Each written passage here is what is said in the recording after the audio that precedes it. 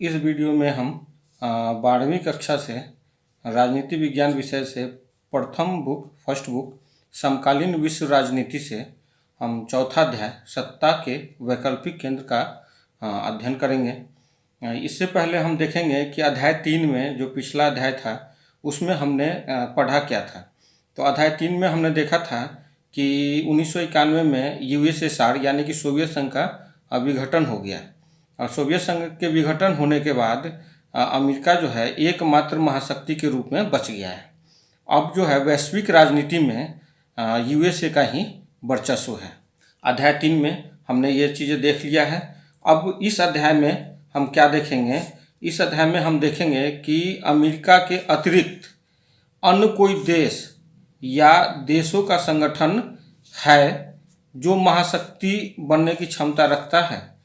इसी संदर्भ में सबसे पहले तो हम यूरोपीय यूनियन को देखेंगे, उसके बाद दूसरे नंबर पर हम आसियान को देखेंगे, तीसरे नंबर पर हम चीन को देखेंगे और चौथे नंबर पर हम जापान को देखेंगे। तो आइए सबसे पहले हम देखते हैं यूरोपीय यूनियन। यूरोपीय यूनियन की स्थापना जो हुई है वो फरवरी 1992 में हुई है। फरवरी 1992 में यूरोपीय यूनियन की स्थापना हुई है, लेकिन इससे पहले इसकी स्थापना और इसका विकास जो है के लिए कई प्रक्रिया से गुजरना पड़ा है, तब जाके यूरोपीय यूनियन का स्थापना हुआ है। तो हम पहले इसकी प्रक्रिया को समझ लें, क्योंकि बोर्ड के एग्ज़ाम में प्रक्रिया से भी एक नंबर या 2 नंबर के सवाल पूछते हैं, तो इस चीज़ को देखना जरूरी है। तो जैसा कि हम जानते हैं कि द्वितीय विश्व युद्ध जो हुआ, तो द्वितीय विश्व युद्ध में जो मुख्य प्रतिद्वंदी देश थे वो यूरोपीय देश थे और इसके कारण क्या हुआ कि युद्ध का जो क्षेत्र था वो यूरोपीय देशों में ही मुख्य रूप से रहा। तो इससे क्या हुआ कि यूरोपीय क्षेत्र में जनधन की जो व्यापक हानि हुई और इस जनधन की व्यापक हानि होने के कारण यूरोप की जो अर्थव्यवस्था है वो ध्वस्त हो गई। अब दूसरी बात इसमें क्या हुआ कि द्वितीय विश्व युद्ध के बाद यूरोप जो है आर्थिक नीति के आधार पर 2 गुटों में बट गया। इसमें से जो पश्चिमी यूरोप हैं वो पूंजीवादी आर्थिक नीति अपनाते हैं और जो पूर्वी यूरोपीय देश हैं वो समाजवादी अर्थव्यवस्था को अपनाते हैं। पश्चिमी यूरोप हैं जो कि पूंजीवादी अर्थव्यवस्था अपनाते हैं, तो इसकी आर्थिक सहायता करने के लिए, आर्थिक मदद करने के लिए अमेरिका आगे आता है और इसके लिए यह एक मार्शल योजना बनाता है। इस योजना के माध्यम से ही यूरोपीय देशों की सहायता किया जाता है। तो क्वेश्चन पूछता है इसमें कि मार्शल योजना क्या है? तो मार्शल योजना है कि पश्चिमी यूरोप के जो पूंजीवादी देश थे उनके आर्थिक उत्थान के लिए यूएसए ने आर्थिक मदद करने की जो नीति अपनाई थी उसी को मार्शल योजना कहा जाता है।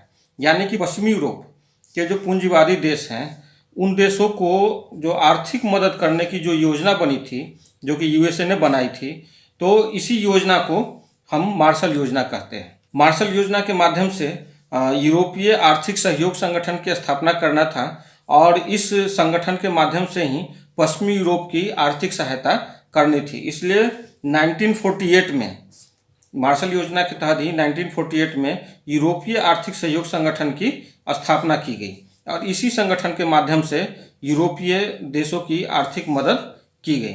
अब यहाँ आर्थिक सहायता तो हो गया, लेकिन सबसे बड़ी बात यह है कि किसी भी देश की अर्थव्यवस्था जो है तभी ढंग से विकसित हो पाती है जब वहाँ शांति व्यवस्था कायम हो। तो शांति व्यवस्था कायम रखने के लिए ज़रूरी था कि इनके बीच में आर्थिक सहयोग के साथ साथ राजनीतिक सहयोग को भी बढ़ावा दिया जाए।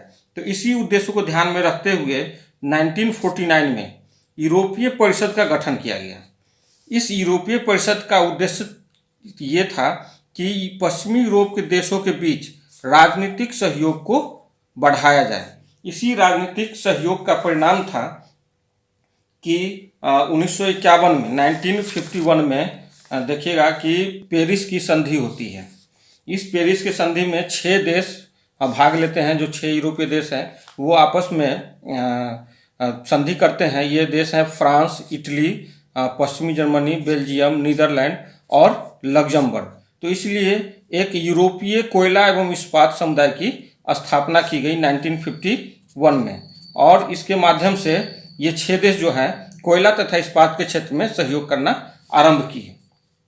उसके बाद हम देखते हैं कि 1957 में रोम की संधि होती है और इस रोम के संधि के माध्यम से ये जो यूरोपीय कोयला एवं इस्पात समुदाय की स्थापना की गई थी, अब इसके स्थान पर यूरोपीय आर्थिक समुदाय यानी यूरोपीय इकोनॉमिक कमीशन की स्थापना की जाती है। और अब इस यूरोपीय आर्थिक समुदाय के माध्यम से सिर्फ कोयला और इस्पात के क्षेत्र में नहीं बल्कि अन्य आर्थिक क्षेत्र में भी सहयोग को बढ़ावा दिया जाता है, और साथ ही साथ अब राजनीतिक सहयोग को भी बढ़ावा देने का प्रयास किया जाता है। 1973 में इसमें 3 देश और शामिल हो जाते हैं, जिसमें कि है डेनमार्क और ब्रिटेन और आयरलैंड। तो इस प्रकार से देखेंगे कि ये 3 देश और इसमें शामिल हो जाते हैं। उसके बाद आप अगला विकास जो होता है वो यूरोपीय संसद की स्थापना है। जून 1979 में यूरोपीय संसद का गठन किया जाता है, जो कि इन यूरोपीय आर्थिक समुदाय के संसद का काम करती है। उसके बाद 1979 के बाद 1981 में देखिएगा कि एक और जो देश है 1981 में ग्रीस, वो यूरोपीय आर्थिक समुदाय का सदस्य बन जाता है। उसके बाद देखिएगा कि सागेन संधि होती है 1985 में, और 1985 में सागेन संधि के माध्यम से जो यूरोपीय आर्थिक समुदाय है, यूरोपीय आर्थिक समुदाय के जो सदस्य देश हैं उनके बीच में सीमा नियंत्रण को समाप्त कर दिया जाता है। यानी कि अब इन देशों के जो नागरिक हैं या इन देशों के जो व्यापारी वर्ग हैं वो एक दूसरे के देश में जाकर के बिना वीज़ा के या बिना किसी अन्य कागजात के जाकर व्यापार कर सकते हैं या एक दूसरे के देश में आसानी से आ जा सकते हैं। तो ये एक महत्वपूर्ण संधि था। उसके बाद 1985 के बाद आप देखेंगे कि 1992 में maastricht में एक संधि होती है, और इस संधि के माध्यम से फरवरी 1992 में यूरोपीय संघ की स्थापना हो जाती है। maastricht संधि के साथ यूरोपीय संघ की स्थापना हो जाती है। उसके बाद हम देखते हैं कि यूरोपियन यूनियन जो है वो अपना एक झंडा अपनाता है।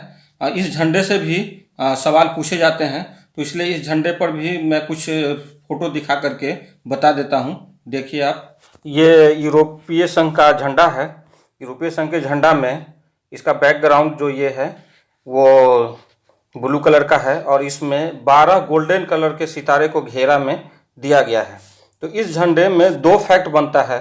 पहला फैक्ट तो यह है कि ये जो सितारों को जो घेरे के रूप में दिया गया है, ये सितारों का घेरा जो है वो यूरोप के लोगों की एकता और मेल मिलाप का प्रतीक है। जैसा कि इसमें दिया गया है कि देखिए, सोने के रंग के सितारों का घेरा यूरोप के लोगों की एकता और मेल मिलाप का प्रतीक है। साथ में दूसरा फैक्ट जो बनता है कि इसमें 12 सितारे ही क्यों दिए गए हैं। तो इसमें 12 सितारे दिए गए हैं क्योंकि 12 की संख्या को यूरोप में पारंपरिक रूप से पूर्णता, समग्रता और एकता का प्रतीक माना जाता है। तो इस प्रकार इसमें ये 2 फैक्ट बनते हैं। झंडे के बारे में आपने देख लिया। इसके बाद देखिए कि यूरोपीय यूनियन का अपना राष्ट्रगान है। जिस तरह से किसी देश का राष्ट्रगान होता है, जैसे भारत का जनगण मन है, उसी तरह से यूरोपीय यूनियन का भी अपना राष्ट्रगान है, और यूरोपीय यूनियन की भी अपनी एक मुद्रा भी है। इसको जनवरी 2002 में इस मुद्रा को अपनाया गया था, जनवरी 2002 में, और इस मुद्रा का नाम जो है वो यूरो है। तो इस प्रकार देखते हैं कि यूरोपीय यूनियन का अपना झंडा है, राष्ट्रगान है और मुद्रा है। उसको हम देखते हैं कि 2003 में यूरोपीय यूनियन का एक संविधान बनाने का प्रयास किया गया। हालांकि यह प्रयास असफल हो गया, लेकिन साथ में हम यह भी देखेंगे कि यूरोपीय यूनियन जो है वो अन्य देशों से जब संबंध बनाने की बात आती है तो यूरोपीय यूनियन की एक साझी विदेश नीति है और सुरक्षा नीति है।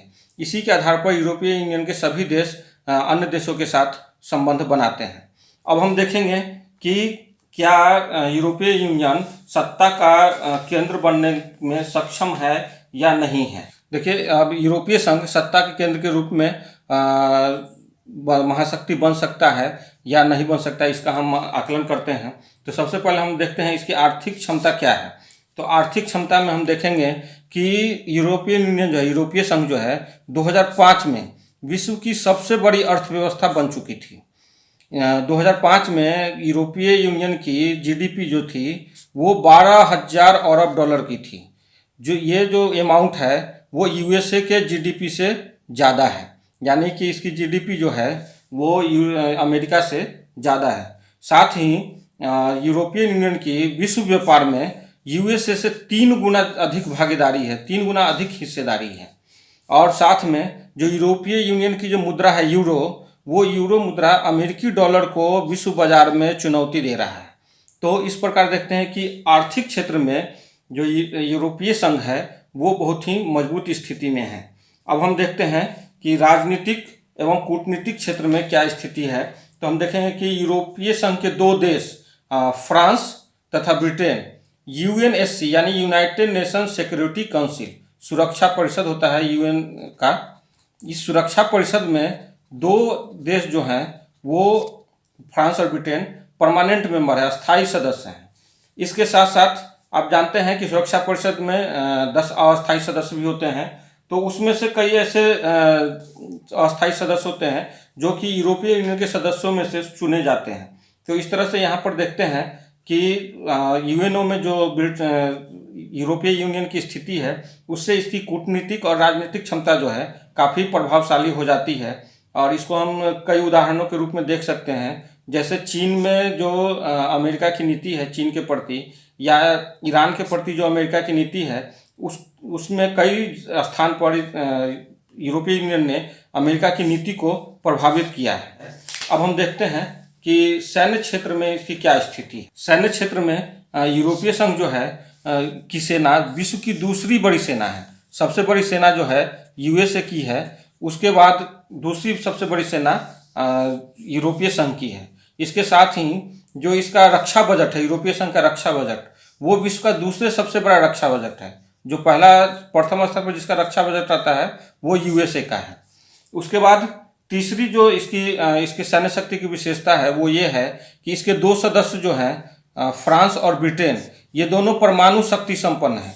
इनके पास ऐसा माना जाता है कि 550 से अधिक परमाणु हथियार इन दोनों देशों के पास होंगे।